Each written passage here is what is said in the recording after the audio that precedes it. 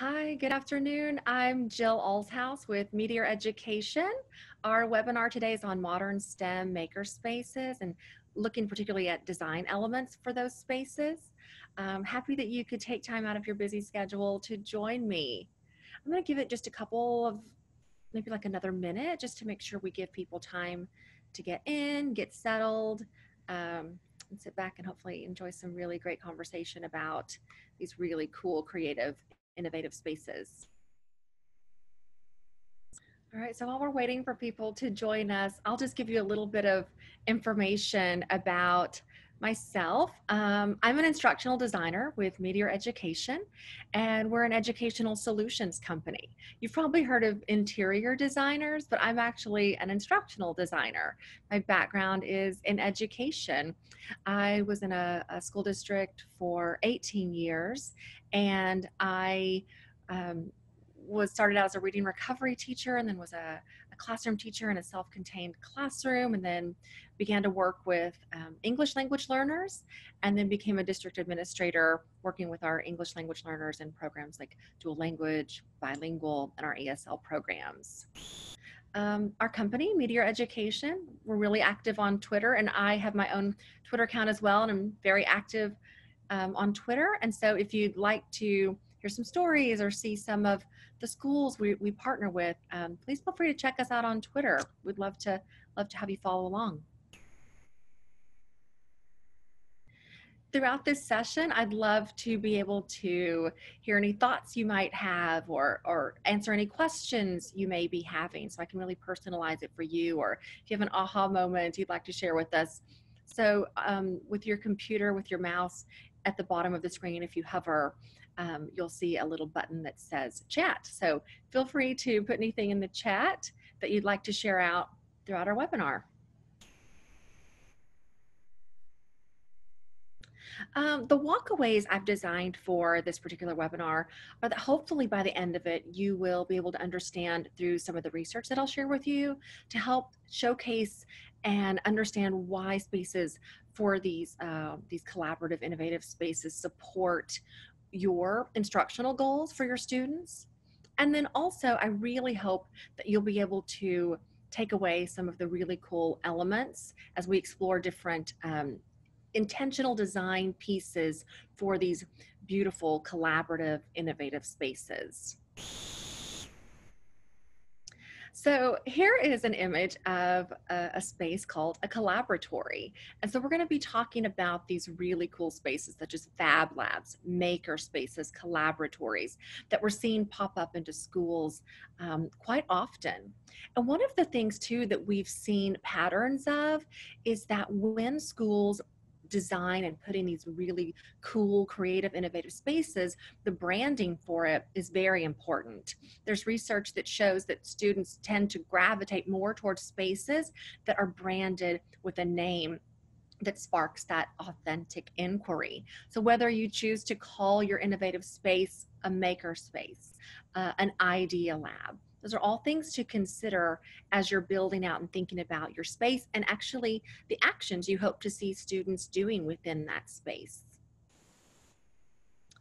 So a lot of times we hear educators say, why put spaces like this in? Why should we change? Why are we investing all of these dollars into spaces for students just to go play? And actually, we'll look at some research that shows that that's actually not the case. But why put in spaces as collaborative and creative and innovative as the spaces we're going to look at? Well, as we are shifting into education 4.0, we know that the classroom spaces, the ecosystems are needing to adjust. When we look back at images that we see here, such as from Education 2.0, the spaces beautifully aligned with where students were going to go in their future. So students were sitting in rows and desks and listening, which was where they were going to be going with their future endeavors. So at the time, the schools beautifully supported the career path for students. But we know that that's changed and is continuing to change. And I'm sure the statistics and the data up here on the screen doesn't surprise you. When we look at things like that top one, where students could have as many as 40 different jobs and 10 different career paths. That probably doesn't surprise you. There's a lot of research out there on millennials. There's not a lot with regards to Gen Z because they're the ones still in our classrooms now. But as you know, January 1, 2018 is when the workforce became dominated by millennials. And so it's very interesting. We're starting to see the domino effects of what happens now that the millennials are in the workforce, because they think of their careers in a very different way than my father's generation, for sure, where you would go to work for a company for 25 to 30 years. That's not what we're seeing with millennials, and that's not what they're saying they want in life. And they have options. The middle statistic is very interesting, showing that 65% of our students in primary grades right now will ultimately end up working in a job that doesn't even exist yet. And then the last statistic down there, that 85% of jobs that will exist in 2030 haven't even been invented yet. And for some, that can be very scary. For me, that's very inspiring, because the students in our classrooms now, I hope that they are having opportunities in schools to be able to hopefully one day find that cure for cancer, or find a solution for cleaning our oceans, or any type of problem they hope to tackle when they grow up. As you know, the competitive educational landscape in Florida is quite wide. And so when we look at statistics like what we see here on this infogram, 46% of students within the whole state of Florida have taken on their and love having that choice to be able to choose whatever school it is they want to, or if they want to stay at home and take online courses. There's so many options now for students and families out there now. And so when we take a look at this image from Redefined Online, it helps us to see that, gosh, a lot of students and families want to take advantage of being able to choose where they want to go to school. And so as families are deciding and researching and looking and trying to make that choice that's the right fit for their children, it's important to think about the programs you can put into your school that will help recruit families, because a lot of research shows that what parents tend to care about is not necessarily the academics, which they do, of course, but that their students are engaged in school, and putting in beautiful spaces that support the creativity for students is an important element that parents care about as well. So whether you choose to, like this image here on the left, put in a makerspace that's attached to your library media center, that's a great idea for utilizing space. Or this image on the right, if you have the ability and the space to put in a true makerspace or a FabLab like what we see there, those are programs that families and particularly students tend to gravitate towards and want to be able to go to. As our classroom ecos are changing and we're preparing students for a very different future than probably what most of us have had, it's important to think about what are other spaces we can put into our school that help to showcase the changes that are happening in the world, and to be able to prepare our students for whatever endeavor it is they choose to take on. You may remember this this cover from back in 2010. I know I do.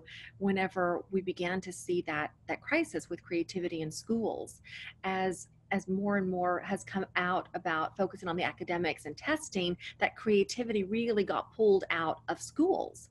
And so because of covers like this and this issue being brought back to the forefront within education, we're starting to see that building back in of creativity is starting to happen in our schools, which is really exciting, especially when we look at information like what's on the screen now, that creativity is so desperately needed to be successful with whatever a student chooses to do with his or her life once they get out of high school.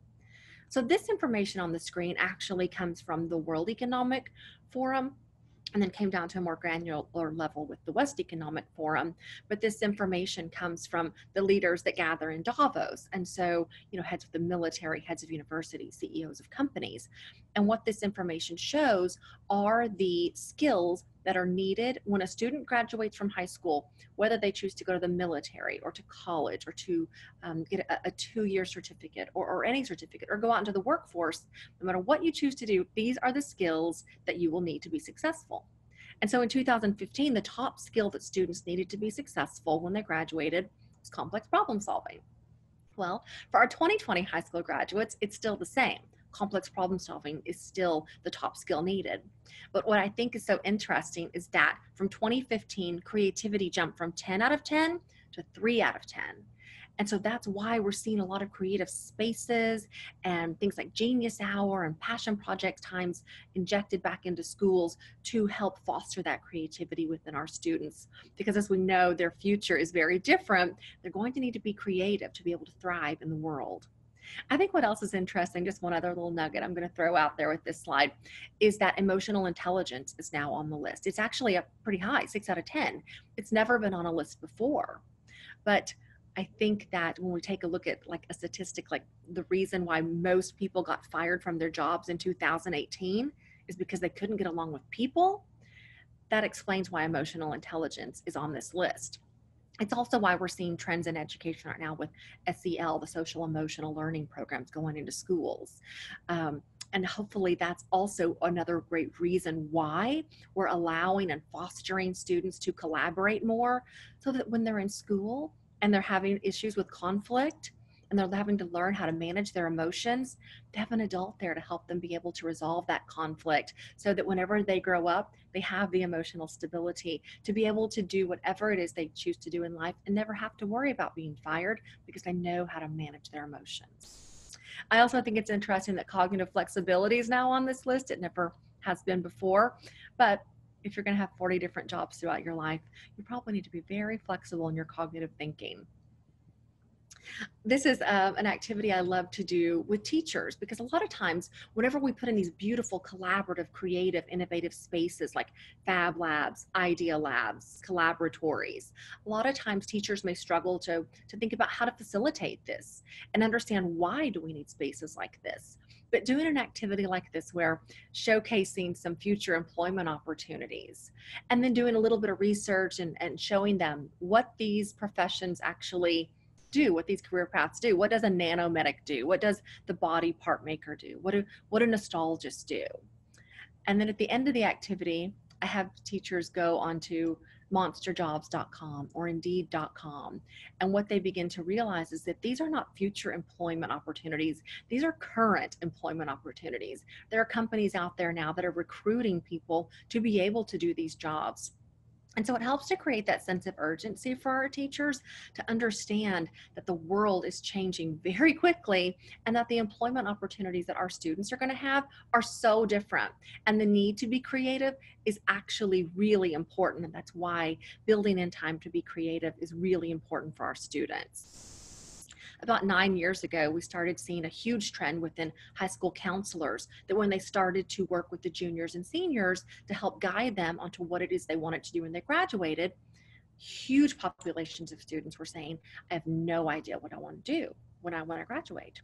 And so again, that's when we started seeing these creative elements put back into schools, like Genius Hour, maybe on a weekly basis, or passion project time, where students could actually do some research and find out what it is they're passionate about, and then be able to present that information to their class or to an authentic audience.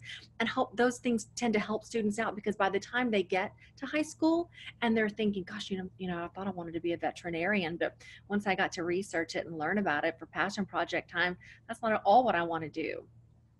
I want to be able to do that for students, so that they have a better understanding of what it is they want to do when they grow up, what problems they want to solve for the world, so that they can go out there and thrive with whatever they choose to do in the world.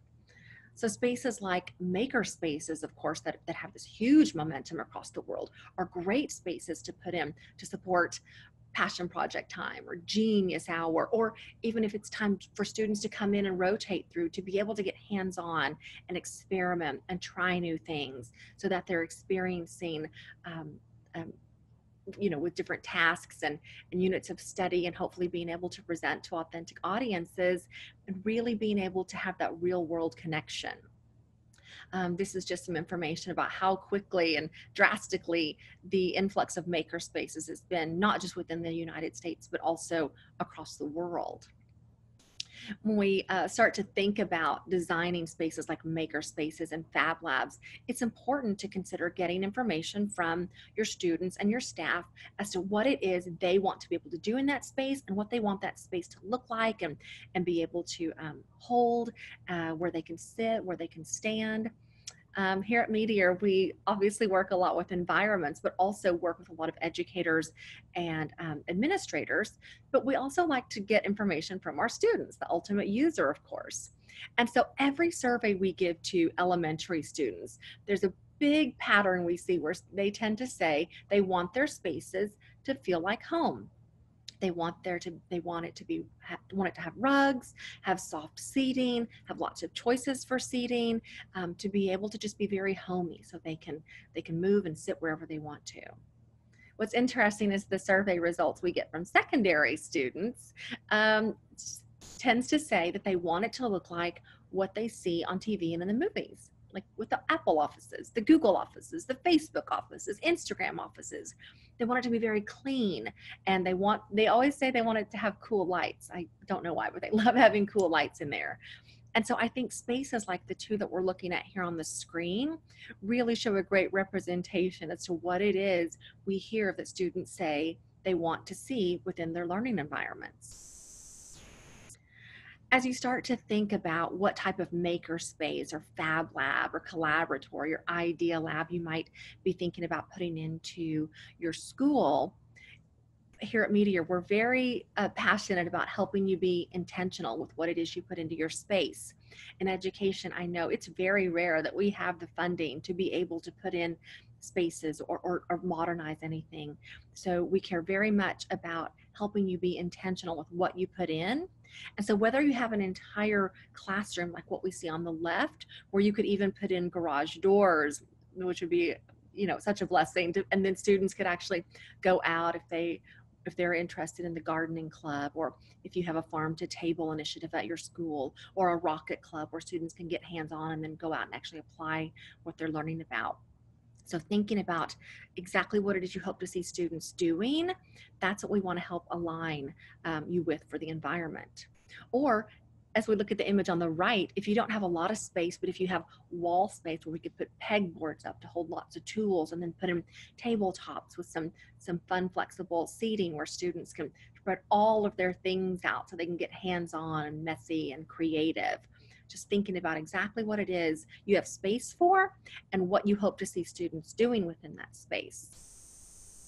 We're seeing trends in a lot of rural school districts where they're using mobile vans and mobile buses to be able to get maker spaces or innovation labs out to the students. So again, they're not being denied any opportunities for having the creativity within a maker space or a fab lab. We're also seeing schools use carts, like we're seeing there on the right, where teachers could come and check out the makerspace carts and bring them into the classroom, or pull them out into the library media center and spread them out, because there might be more floor space for students to get down and get hands-on and be making things, whether they're sewing or whether they're coding robots. But being able to have those so that they're flexible to be able to go anywhere you want to, we're seeing those pop up in a lot of schools as well. This statistic is incredible to me, showcasing the power of classroom ecosystems. So the classroom ecosystems that mirror real world collaboration, that's the key element, are found to increase student learning by at least 20%. So these beautiful classroom ecosystems where hopefully students are collaborating with one another and the teachers are able to foster that collaboration, being able to actually go through experiences like that increases our students' learning quite dramatically. So as we think about what type of spaces we want to put in and allow the students and foster the students' ability to collaborate and innovate and design, it's very important, again, to think about what are the actions you want to see your educator doing in that space and the actions for the students in that space. And so as I was saying before, we're very passionate about helping you intentionally think about that. So no dollars wasted, no time is wasted on putting in pieces that aren't going to support your ultimate goals. And so one thing I would recommend you do if you're considering putting in a space like this is make a list of what are a list of verbs that sum up and capture what you want to see your students doing in that space, whether it's walking, reading, presenting, listening, going on virtual field trips, using virtual reality goggles, um, working with robots, ideating with a team. Make that list and then make another list as well. Again, that captures verbs, but this time, what do you hope to see the educator doing in that space? Do you hope he or she is walking around, offering workshops, showing virtual field trips, writing on boards, showcasing students' work, giving feedback to students? Make that list, because then that helps think about which furniture solutions will support those actions. So when we look at a space like this Makerspace, if it's that you want students to be creating presentations, a piece like that D-shaped table down there that has a computer monitor on it would be a great solution, because as kids are creating something, an ultimate presentation, maybe a visual representation of something that they're going to showcase to an authentic audience, that's a great place for students to be able to call their teammates over and say, hey guys, I've got to make this presentation perfect. Would you guys give me some feedback? I'm going to project it up here onto this monitor, so give me some feedback, please. So that's a great solution if those are some things you're wanting to see your students doing. Also, again, I'm pretty passionate about the English language learners, but as our English language learners are trying to absorb the information and the language as well, that D-shaped table with a monitor can be a great place for you to call students over to have a workshop and show a little video to help get into that background knowledge for them, to help them start to feel comfortable learning about the new things they're going to be learning about. If you're hoping to have students be able to sit at desks, we see a great solution where there are desks that can be pulled apart or pushed together. There's also tabletops. So all things to consider when you are thinking about designing a really creative, cool space like this. If you're thinking about putting in a FabLab, you might consider something like long tabletops so kids can spread things out. You might consider the butcher block to go on top to be really sturdy and industrial for the students. If you love the idea of dry erase boards being in there, but you want to inject a little bit of color, there's a solution for that. There are dry erase boards that come in a multitude of colors. Whether you want students to be sitting in chairs or on stools, or if you want there to be tables that are taller so students can stand or sit in taller stools, all things to keep in mind as to what you hope your students can experience in these spaces. If you're putting in a space like a Collaboratory and you want students to be able to create videos, presentations that they can use their technology. So instead of a green screen, you might have a blue screen, but having things set up so that students can easily achieve the goals you hope that they can achieve. This is a space we designed, and the school really wanted the students to be able to be very flexible and move around to be able to code for robotics classes.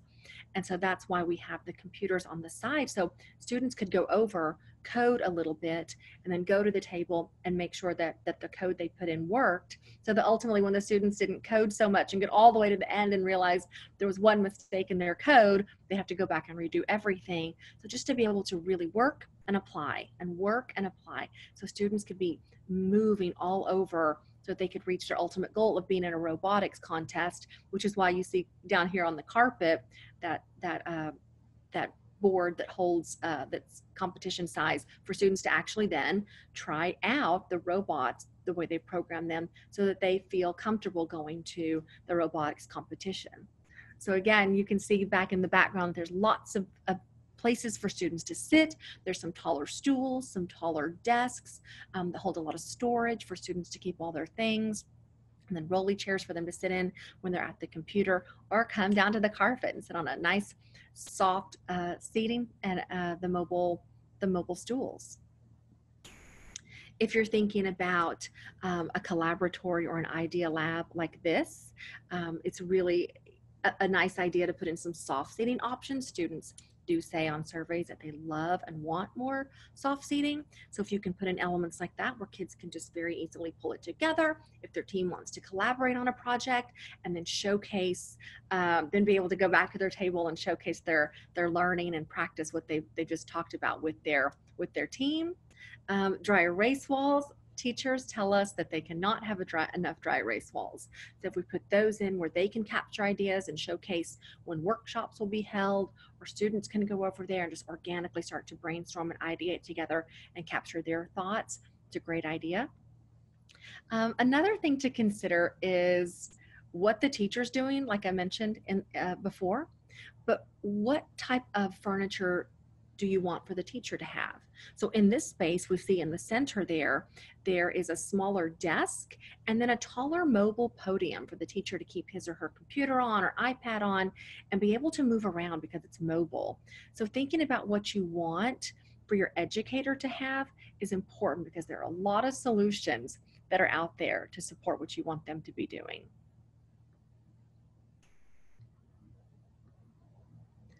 Here's another makerspace that they were very lucky at the school to be able to have lots of natural lighting and the garage doors. This school had a very large rocket club, and so the students loved to be able to go outside after they had just made it and practice it and tried it and go out and practice with the rockets. One thing I do want to point out in here that's very important when you consider putting in a creative, innovative space like this is storage. Because a lot of times students and classes are rotating through, or they're coming down maybe just on their own when it's Genius Hour time or Passion Project time. And so they just have a little bit of time to work on their project and their creation, and then they need to store it somewhere.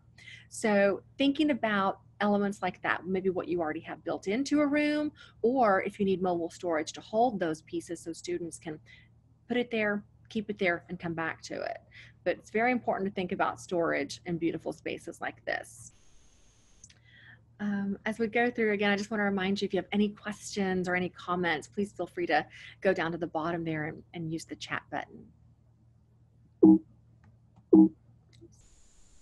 This is a makerspace we worked on. One other element you'll hear us ask about if we should partner together is, what do you want the message to be? Whenever these students walk into this space, what is the message you want them to get from this? Do you want them to walk in and feel that this space is for creativity, or this space is going to foster collaboration, or in this space we're going to do a lot of test taking, or in this space we're going to do a lot of listening? I don't know, but every message every space sends a message. And you'll hear us say at Meteor all the time that the environment is never neutral. It always sends a message. And so this school had money to do one space, and they really wanted it to be very innovative and showcase that they were starting to make their spaces more innovative. And so they wanted this one to have a real wow factor. And they wanted it to be a makerspace that students could collaborate in and just feel really free being creative. And so our interior designers are incredible, and so put a design together, and they were like, no, we need more color. And so we went back and added in these really fun puzzle piece stools down there at the bottom for students to gather, pull back together if they want to collaborate, or pull it off to the side if they need to work by themselves and just really get, head down, focus on the task. That's great. You'll see also down there, there's a little table that's very short and low to the ground. Students love tables like that. They love to sit on the ground. And it actually even has a dry erase tabletop on it. So students, if they wanted to come together with their team, pull out their dry erase marker and just start to ideate on that table, draw out sketches. It's a great place for students to come together and just get their ideas out and be able to collaborate and think together. We also put in an element that I think is really, really important for a lot of students. In this space, when students came in, their final projects were going to be presented to authentic audiences, which can be very scary for students. And so down in the left corner, we have these two soft seating little couches, little nooks that were put in there to be very intentional to help students be able to build up their intellectual safety level. So a student could work on his or her project, maybe pull a friend over into that little nook and say, hey, can I, go over this with you before I have to present it to my authentic audience so I can get some feedback, so they could feel comfortable with a friend. And then they could be pulled even closer together if that if that student chooses, okay, now I want to present it to maybe 3 of my friends so that I can get feedback. So that space was built to be very intentional to support students' intellectual safety. So every element that we put in, we want to make sure that we're supporting students and what your goals are for the students. Here's another idea for a space, for a maker space. So instead of having monitors at the end, they had the luxury of having smart boards. And so students can sit down there at the tables and chairs with their team and design together up on the smart board, project their presentation up on there to get feedback and ideate and continue to work together. And at times whenever they wanted to just come back and sit in a soft seat and sit on some cushions to just relax and talk. Okay, now we've got a better plan. Now let's go back to our work. So it just really supports that flexibility and that choice and for students to be able to go where they feel comfortable working. So I've shared quite a few ideas with you, and I just want to again say that, again, think about the verbs that you want to see for your students and for your educators within the space, because you'll want to find a solution that matches with all of those verbs that supports that. And as I was saying before, having storage pieces, and if one of the verbs you have for students is if they can go get what they need right away, there are storage solutions like these up on the screen where students can go, get, grab, make, leave their designs and creations back on the shelf so that they can come back and finish it later. If you're wanting to do a robotics club, there are solutions for holding all the pieces that go with those cool tools. If you're doing a maker space and you want it to be where students can actually get hands-on, and you want a pegboard that sends a message of being able to hold all the tools, then there are solutions for that. As we're seeing more and more 3D printers go into schools, you'll want to have a space that doesn't, and a piece of furniture that doesn't take up too much space, that you can hold it there, and then all the plastic rings, of course. Every storage unit and every size bucket you could need is out there and able to be put into schools and designed for however big or small you need it to be. So I hope I've been able to share some cool ideas for some creative spaces that really foster that creativity and innovation and collaboration we hope to see within our students to reach our ultimate goal, which is to help our students be able to thrive in whatever they choose to do with their lives. Spaces like this and programs like this can really help us to recruit families to our schools as we want to have a bigger impact on students' lives and families' lives. So I hope you've enjoyed our webinar on modern spaces. Here are just a couple of deliberate actions you might consider. Number one, you might just do a little informal assessment as you walk around your current school. What do your current spaces say? What is the message they say and send to all stakeholders? And if you enjoyed this webinar and you feel that a colleague or someone else on your campus might want to see and check out some of the designs, please feel free to share this webinar with them. If you'd like more questions, or if you'd like me to answer any questions, feel free to just directly message me on Twitter if you'd like to. If you'd like more information or want to have a more detailed conversation, feel free to contact Sebastian Sanchez, and there is his email address up on the screen. I thank you so much for your time. I hope you enjoyed this, and I'm very passionate about being able to help our students and be able to help you achieve your goals for all your students. So I hope that you have a great rest of your day. Thank you.